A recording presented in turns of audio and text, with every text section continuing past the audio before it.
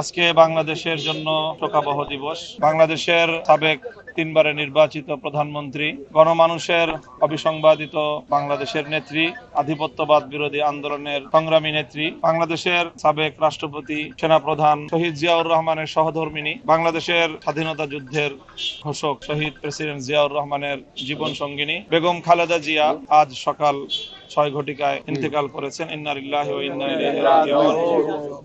আমরা এসেছি একটি সুন্নাতের উপর আমল করতে, অর্থাৎ মরহুমার যে আপনজন, তার পরিবার পরিজন সহ অন্যদের প্রতি সমবেদনা জ্ঞাপন করার জন্য আমরা শোক প্রকাশ করেছি, সমবেদনা প্রকাশ করেছি। মরহুমার নেতৃত্বাধীন বাংলাদেশ জাতীয়তাবাদী দল বিএনপির কেন্দ্রীয় সিনিয়র নেতৃবৃন্দ এখানে উপস্থিত ছিলেন। তারা আমাদেরকে এখানে আমন্ত্রণ করেছেন এবং আমাদেরকে এখানে অভ্যর্থনা জানিয়েছেন। ইনশাআল্লাহ আমরা আশা করি বেগম খালেদা জিয়া তার দেশ প্রেমের যে অনন্য দৃষ্টান্ত স্থাপন করেছেন, এদেশের মানুষকে তিনি যে ভালোবাসা দিয়েছেন, আধিপত্যবাদী শক্তির রক্তচক্ষুকে তিনি যেভাবে উপেক্ষা করেছেন, দেশের মানুষ ছাড়া অন্য কোন শক্তির কাছে তিনি তার জীবনে দায়বদ্ধতা দেখাননি। তার এই সংগ্রামী জীবন আগামী প্রজন্মকে উৎসাহিত করবে, পথ দেখাবে। মানুষ হিসাবে তার জীবনের কিছু ভুল ত্রুটি থাকলে আল্লাহ পাক রব্বুল আলামিনের কাছে দোয়া করি আল্লাহ যেন তাকে ক্ষমা করেন এবং তার রেখে যাওয়া উত্তম আদর্শগুলো যেন বাংলাদেশের মানুষ অনুসরণ করতে পারে। আগামীকাল দুপুর 2টায় যে ঘোষিত হয়েছে,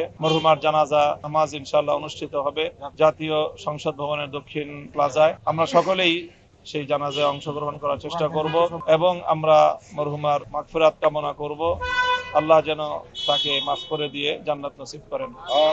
দেশবাসীর সকলের প্রতি আমরা নেক আমল করে মরহুমার রুহে ইসালে সওয়াবের জন্য আমরা আহ্বান জানাচ্ছি।